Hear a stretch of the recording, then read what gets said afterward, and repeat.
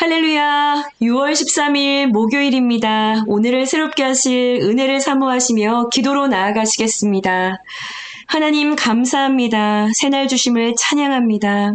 하나님, 우리에게 허락하신 사람의 관계 가운데 허락하시는 모든 불편한 마음과 그 감정들이 나의 죄를 보고 회개할 기회라 말씀하십니다. 불편한 마음이 찾아올 때 감정대로 행동하지 않게 하시고 생명의 기회를 붙들 수 있는 회개의 자리로 나아가는 하나님 허락하신 기회로 삼을 수 있는 지혜로운 하나님의 백성들 되게 하여 주시옵소서. 주님 말씀하여 주시옵소서. 듣기를 원합니다. 예수님의 이름으로 기도합니다. 아멘. 네, 여러분 오늘은요 에스더서 5장 전체 말씀입니다. 함께 우리 듣고 읽으시고 말씀을 나누시도록 하겠습니다. 제5장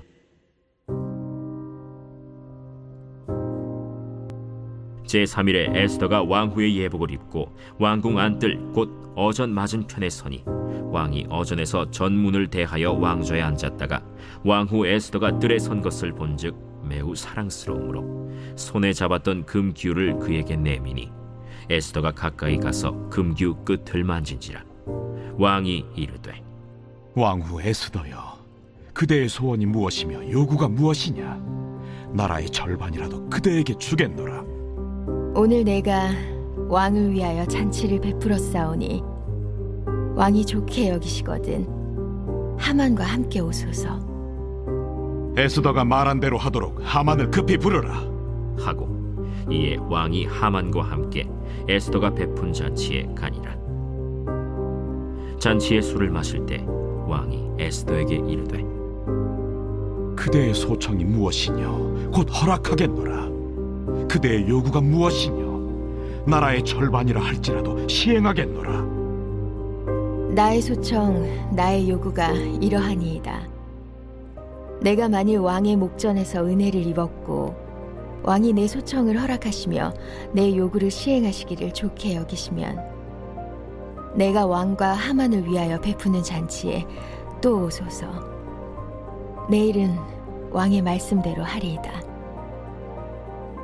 그날 하만이 마음이 기뻐 즐거이 나오더니 모르드게가 대궐문에 있어 일어나지도 아니하고 몸을 움직이지도 아니하는 것을 보고 매우 노하나 참고 집에 돌아와서 사람을 보내어 그의 친구들과 그의 아내 세레스를 청하여 자기의 큰 영광과 자녀가 많은 것과 왕이 자기를 들어 왕의 모든 지방관이나 신하들보다 높인 것을 다 말하고 또 하만이 이르되 왕후 에스더가 그 베푼 잔치에 왕과 함께 오기를 허락받은 자는 나밖에 없었고 내일도 왕과 함께 청함을 받았느니라.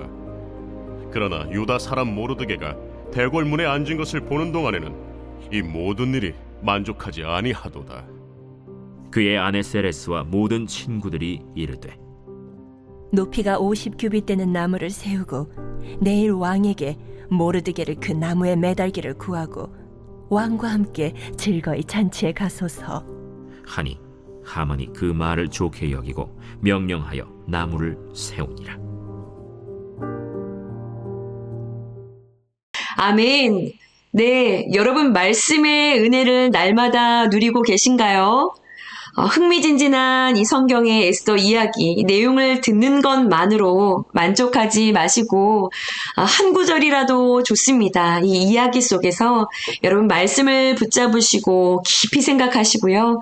말씀 안에서 삶의 문제에 답을 얻고 어렵고 불편해도 순종으로 적용할 수 있는 그런 은혜를 함께 누릴 수 있는 진짜 큐티 함께 하기를 원합니다.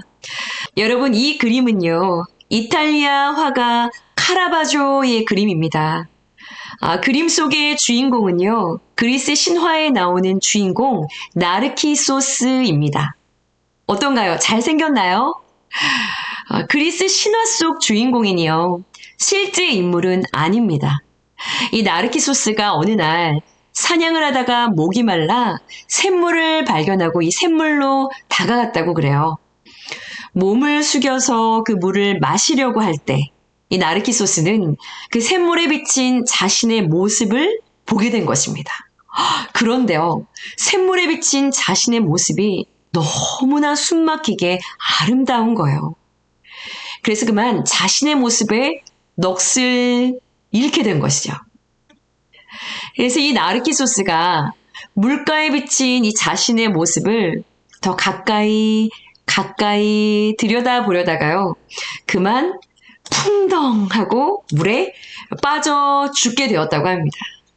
여러분, 그리고요. 그 자리에서 피어난 꽃이 여러분들이 좋아하시는 꽃 있지요? 수선화. 네, 바로 이 꽃이요. 네. 그 자리에서 피어난 꽃이 바로 이 수선화라고 해요. 이 수선화의 라틴어 꽃 이름이요. 바로 나르시스이고요. 이 수선화의 꽃말이 바로 자기 사랑, 자기 도취라고 합니다. 그리고 여기에서 생겨난 말이요. 바로 나르시시즘이에요.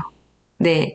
이 나르시시즘은요, 자신의 외모, 능력, 이런 여러 자신의 어떠함을 생각하면서 지나칠 정도로 자기 자신이 뛰어나다고 믿고 이 자기를 사랑하는 자기 중심적인 성격을 이야기하는 그런 말을 이야기합니다. 오늘 큐티인 묵상의 제목이요. 바로 하만의 자기도취입니다. 하만의 자기도취. 네, 여러분 어제 죽으면 죽으리이다 하며 자신을 위해 3일간 금식해달라, 기도해달라 라고 했더니 에스더가요. 3일 만에 왕후가 갖춰야 할 예복을 입고 드디어 왕궁안 뜰로 들어가 멀리 보이는 왕 앞에 섭니다. 먼저 왕 앞으로 나왔던 적이 없었기 때문에 이 에스더가 들어왔다는 건 무언가 급한 청이 있기 때문이라는 것을 캐치한 것이죠. 이 왕이 자기 눈에 너무나 사랑스럽게 보였던 이 에스더를요. 금규를 내밀어 흔쾌히 맞아들입니다.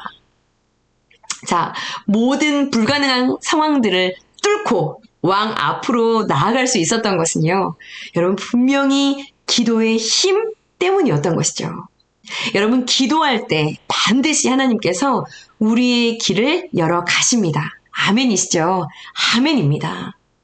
왕은요 에스더에게 물어보죠. 그대의 소원이 무엇이냐? 나라의 절반이라도 그대에게 주겠노라 라고 이야기합니다. 왕의 마음도 활짝 열렸어요. 그렇다면 에스더는 왕에게 즉시로 이 하만의 계략을 고발하고요. 이 유다인들을 잡아 죽게 하려고 하는 이 조서를 철회해달라고 바로 이야기를 해도 되는데요. 에스더는 시간차를 둡니다. 그리고 이렇게 이야기를 하죠. 바로 오늘 내가 왕을 위하여 베푼 이 잔치에 왕이 좋으시다면 하만과 함께 와달라고 청을 합니다. 그러자 왕은요, 에스더가 말한 대로 하만을 급히 불러다가 에스더가 베푼 그 잔치에 바로 참여합니다. 하만과 함께 잔치에 도착한 왕은요, 포도주를 마시면서 다시 에스더에게 묻습니다. 그대의 소원이 무엇이냐? 내가 곧 허락하겠다. 요구가 무엇이냐? 무엇 때문이냐? 무슨 일이냐? 나라의 절반이라도 달라고 하면 내가 내어줄 수 있다. 네, 나라의 절반이라도 내어주겠다라는 말을 계속합니다. 그런데 에스더가 이렇게 이야기하죠. 내가 정말로 왕 앞에 은혜를 입었고 왕이 저의 요구를 들어주시기를 기쁘게 여기신다면 내가 내일 왕과 하만을 위해 베푸는 그 잔치에 또 다시 와주십시오. 내일은 왕이 말씀하신 대로 제가 이야기를 하겠습니다. 라고 전달을 합니다. 자, 그리고요, 이 모든 상황을 지금 바라보고 있었던 사람이 있었죠. 자, 그 사람이 바로 하만입니다. 여러분, 이 궁에서 걸어 나올 때 이 하만의 표정을 한번 상상해 보십시오. 어떤 마음이었을까요? 어떤 누가 왕과 왕후와 함께하는 이 비밀스러운 잔치에 2번씩이나 초대를 받습니까? 이루 말할 수 없는 기쁨과 희열이 막 밀려왔겠죠. 여러분, 오늘 9절 말씀처럼요. 하만은 마음이 너무 기뻐서 아주 즐거운 마음으로 궁을 휘파람을 불며 궁을 나오고 있는데 그 대궐 문 앞에 이 상복을 입은 모르드게가 탁 앉아 있는 것이죠. 그런데 이렇게 높은 자신을, 이렇게 잘 나가는 잘난 자신을 보고도 이 모르드게가 자세를 굽히지 않고 몸을 움직여 일어나 예를 갖추지 않는 그 모습을 보고는 극도로 열을 받습니다. 그리고는요, 집으로 돌아와서 이 교차되는 두 감정을 가지고 지인들을 불러다 놓고 여러분 11절을 보시면 자신이 얼마나 지금 소위 궁에서 얼마나 잘 나가고 있는지, 지금 나에게 너희들이 상상하지 못하는 어떤 일들이 지금 일어나고 있는지 썰을 풀기 시작하죠. 자기의 영광과 자녀가 많은 것, 왕이 자기를 들어서 모든 지방관 신하들보다 자신을 가장 높은 자리에 높인 것, 이제는 왕후까지 나를 인정하고 알아보았다라는 것, 이것들을 말하고 나서요. 여러분 12절을 보시면 왕후 에스더가 베푼 잔치에 왕과 함께 오기를 허락받은 자가 나밖에 없었다고, 내일도 청함을 받았다라고 자랑을 하기 시작합니다. 아무리 생각을 해봐도요, 자기가 지금 너무 대단한 거죠. 자기 스스로가 생각해도 너무 대단해 보이는 거예요.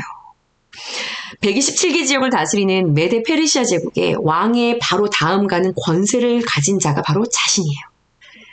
왕도 자신의 이야기면 움직여지는 것이 어렵지가 않고요. 심지어 이 왕의 반지도 가지고 있고, 왕실의 그 비밀한 잔치 자리에도 어떤 누구도 들어가지 못하는데 나만이 들어갈 수 있는 그 특권을 누리니 얼마나 자신이 대단하게 여겨졌을까요?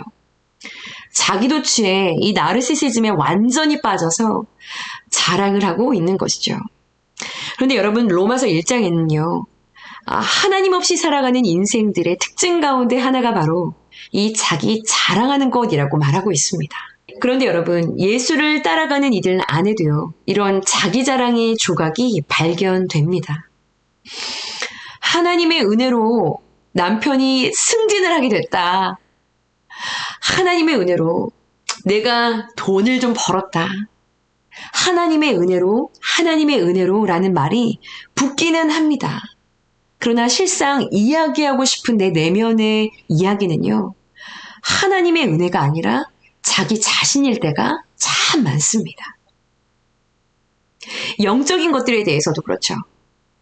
내가 깊이 기도를 해보니까, 혹은 내가 예전에 어떤 은혜를 받았을 때는 내가 어떻게 했었고 등등의 어떤 그런 신령한 나의 어떠한 것들에 대한 이야기들을 막 합니다. 그럼 사람들은 우와 하고요, 굉장히 존경하는 그런 박수를 보내죠. 그런데요, 그렇게 이야기를 하고 돌아서서 집으로 돌아갈 때 마음이 굉장히 허무해져 오는 것이죠. 하나님 이야기를 잔뜩 한 것 같은데 이 결국은 자기 이야기, 자기 자랑이었기 때문에 이 영혼에서 공허함을 느끼는 것입니다. 그러나 반대로요, 하나님의 이름만을 자랑할 때요, 우리 영혼의 깊은 곳에서는요, 힘이 생겨납니다. 여러분, 역대상 16장 10절 말씀을 보면 그 성호를 자랑하라. 여호와의 성호를 자랑하라. 무릇 여호와를 구하는 자가 마음이 즐거울지로다 라고 말씀하고 계십니다. 아멘이시죠? 그러나요, 자기의 그 어떠함을 자랑하는 것은요, 어떠함을 자랑하는 자들은 전혀 그렇지가 않습니다. 마음이 계속 건조하고요, 고갈될 뿐인 것이죠. 그러나 여러분, 오늘 본문을 보시면 모든 것이 자기의 뜻대로 되어가고 있기에 이 하나님의 자리에 앉아서 나밖에 없다라는 마음을 가지고 하나님 없이 살아가는 인생인 이 하만에게도요, 생명의 길로 나아갈 기회를 하나님이 주십니다. 그 기회는요, 바로요, 이 하만에게 찾아온 아주 불편하고 불쾌했던 그 마음을 통해서입니다.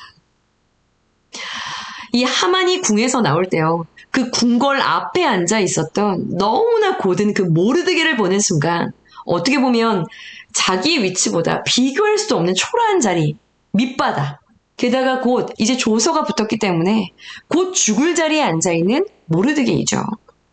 그런데 왠지 나를 무시하는 것 같고 나를 인정하지 않는 그 태도, 이것을 보면서 찾아왔던 그 불편한 마음, 그 불쾌한 마음, 그 마음은요, 실은 이 하만의 높은 마음, 이 교만한 마음을 제어하게 하고요. 이 하만 자신을 돌아볼 수 있게 하는 여러분 아주 유일한 기회였던 것입니다. 오늘 큐티인 묵상 질문이에요. 요즘 나에게 눈에 가시와 같이 나를 불쾌하게 하는 거슬리는 그 사람은 누구인가요? 그를 통해 하나님 앞에서 인정해야 할 나의 죄성은 무엇인가요? 생각해 보기를 원합니다. 참 나를 불편하게 하고요. 불쾌하게 하는 어떤 사람을 통해서도 문제를 가지고 그 문제를 가지고 하나님께 나아가면 하나님께서는요. 그 사람을 대하는 나의 마음 깊은 곳에 자리한 나의 죄와 연약함을 발견하게 하십니다. 그 사람이 그런 대우를 받는 건 진짜 합당하지 않아. 아주 불쾌해. 항의하고 싶어. 옳지 않아. 저 사람 저 태도.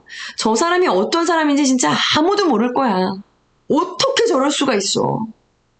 나같이 애쓰고 수고하는 사람도 없는데 나는 인정을 받지 못하는 것 같으면서도 저 고든 사람, 저 사람에게로 돌아가는 저 누림, 갈채, 영광, 박수, 높임 이게 너무나 못마땅하고 불쾌하고 너무나 불편한 그런 마음들이요.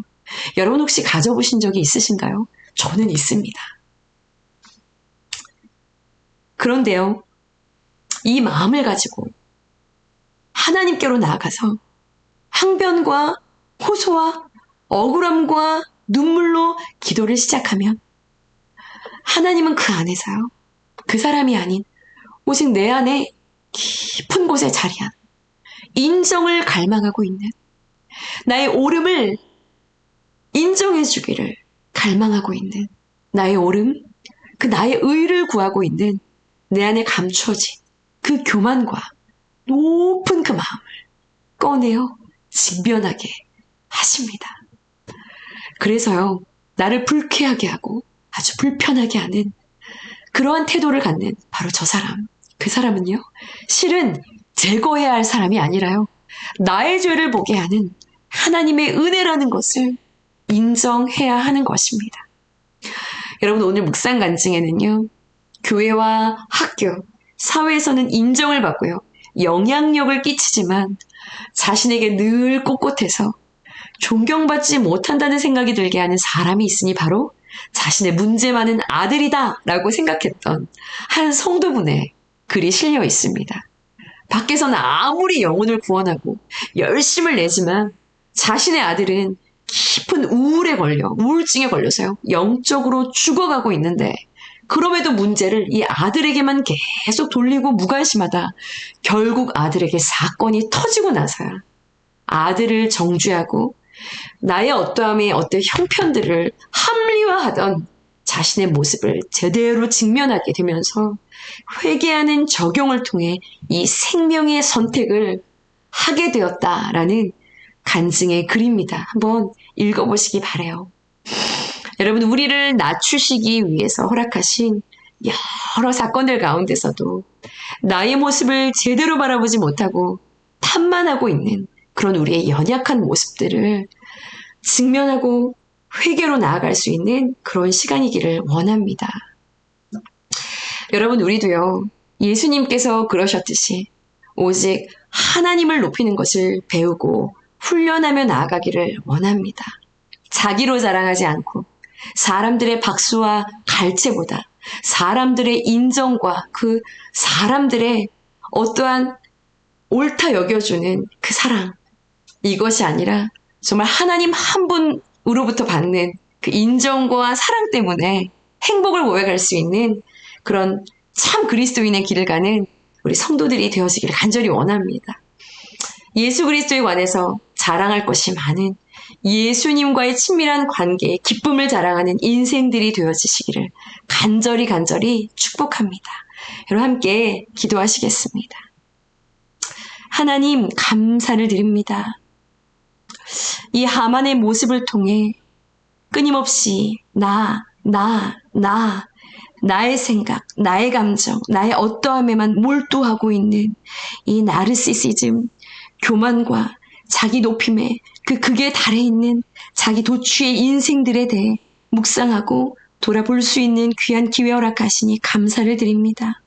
이 하만의 모습이 오늘 어떤 누군가의 모습을 보며 불쾌해하고 불편해하는 그 마음을 가진 이 하만의 모습이 바로 나의 모습이 아닌지를 주님 돌아보며 말씀 앞에 회개하기를 원합니다.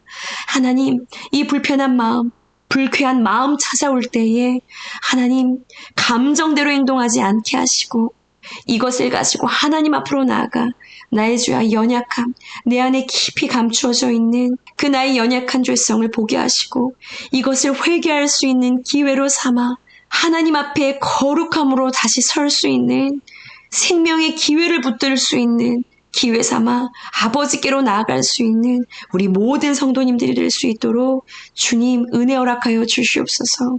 오늘도 하나님 이 연약한 모습을 주님 앞에 올려드리며 회개로 거룩을 소원하며 나아가는 귀한 날이 되게 하여 주시옵소서. 주님 감사합니다. 그 모습 또한 나의 모습임을 인정하며 고백하며 나아가는 귀한 시간 되게 하여 주옵소서. 예수님의 이름으로 감사하며 기도드렸사옵나이다. 아멘, 아멘,